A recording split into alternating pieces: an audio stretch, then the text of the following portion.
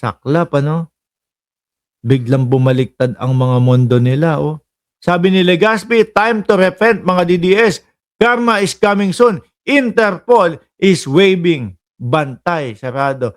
Madadagdagan na naman po mga kababayan ng mga karton na mga tao.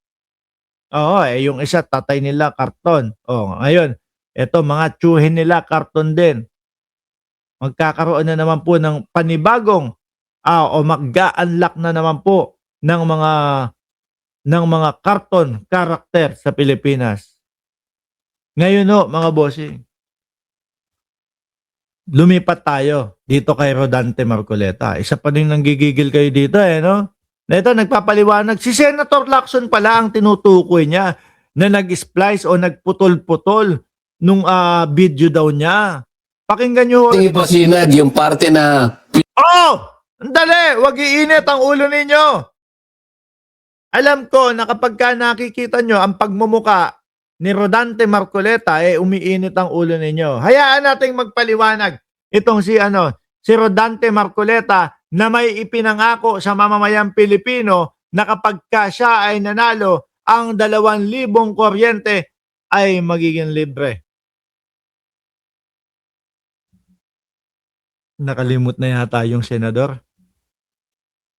Hindi na yata naalala kung ano yung pinangbala niya nung panahon ng eleksyon. Kung sa bagay, mga DDS lang naman ang boboto dito eh. 'Di ba? Yung mga DDS lang naman ang uto-uto, 'di ba? Lance Christian Baldasano. Oh. Bago na pangalan niya, Lods. Rodante Marcochina. Oh. Tama. Again, pakinggan natin si Marcoleta na nangako ng 2,000 piso, libre na ang kuryente. Oh. Pwede ba natin ipasinag yung parte na pinagsama-sama, in-splice ni Senator Ping para lang palitawin niya, para lang imali niya. Ay, ikaw pala, Senator Ping, ang sala rin doon eh. In-splice mo daw kaya nagagalit itong si Rodante Marcoleta. Pero mga kababayan, pati mga journalist, tayo po. Nung napanood ko, nung nakita ko ng buo, yun talaga yung sinasabi. Mark Estacador, Mark, in-interview nyo na si Commodore, hindi pa. No, umihingi kami ng schedule. Yun talaga sinasabi, wala kaming ibang makitang kahulugan ng sinabi mo, kundi isuko yung KIG eh. O sige nga, magpaliwanag ka. Kayain niya, iligaw niya, linlangin niya ang mamamayang Pilipino. Ay, nanlilin lang ka pala, Senator Ping Lacson eh. Ito yung sinasabi sa iyo, ni Rodante Marcoleta doon sa Net 25. Ang gawin natin po para madali, i-give up natin yung KIT. Okay nang inang yan. Yan naman talaga sinabi mo. Ayan, oh. Di ba?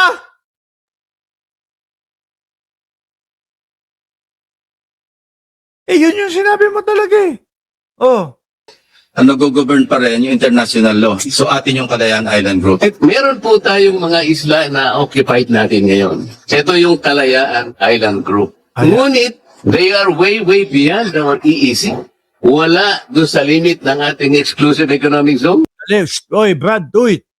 Langya ka. Meron niyang gobyerno ng Pilipinas dyan. Meron vice mayor, may mayor. Anak ng tinapa. Gusto mo pang biruin mo sa atin na Sa atin na ho, mga kababayan. At talagang ipinipilit pa. Being a member of the armed forces, our sees our rights and our future, and we just stick to what is legally ours, what is stated. Ibig sabihin, yung may mayor ng Pilipino, may vice mayor, may mga barangay chairman, may residenteng mga Pilipino, may bandila, kinakanta ang lupang hinirang doon sa lugar na yun. Gusto mong sabihin na i-give up? In our law, sir. I'd like to congratulate you for responding very well to the questions of the Honorable Marcoleta. Kaya naisip ko tuloy na para liwanagin natin, para madali, i-give up mo siguro. Parang ganun. So, I am not advocating to give it up, but I am only trying. Pero yun yung sinabi mo. Ngayon medyo umaano ka. Dapat ikaw ang dapat ang apelyido mo atras, no? Mahilig kong umatras, mahilig kong kumambyo eh. There is no such as West Philippine Sea. Nagalit yung mamamayang Pilipino sa kanya, kambyo siya. Biglang pangalan lang po yung ibig ko sabihin. Give up ang KIG. Hindi ko ina-advocate naman talaga yun. Ano kami, mangmang, mahina ulo, hindi marunong umintindi. Yun yung gusto mong palabasin. Na hindi ka namin maintindihan. Ultimo nga mga journalist eh. Yun ang pagkakaintindi nila eh. Na i-give up yung KIG. Kinabukasan, nung nalaman mo, gagalit sa iyo, mamamayang Pilipino. Biglang, tubig lang nila yung gusto mo i-give up. Ngayon, hindi mo na ina-advocate. Ang gulo mo, boss. To reinforce the argument na mahirap talagang gawin. Pero si Senador Ping Lacson, Boss, ang layo nun. Anak ng tutsa ka, oh. Kumbaga, example lang na mahirap talagang Ikaw ha, talagang tingin mo yata sa mga Pilipino, mangmang ha, at mahina ang kukote ha.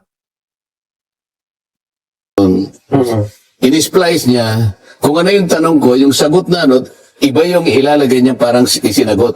Ngayon, nagtanong Senator Ping, hindi naman siya inuudyukan kita, may sinasabi oh.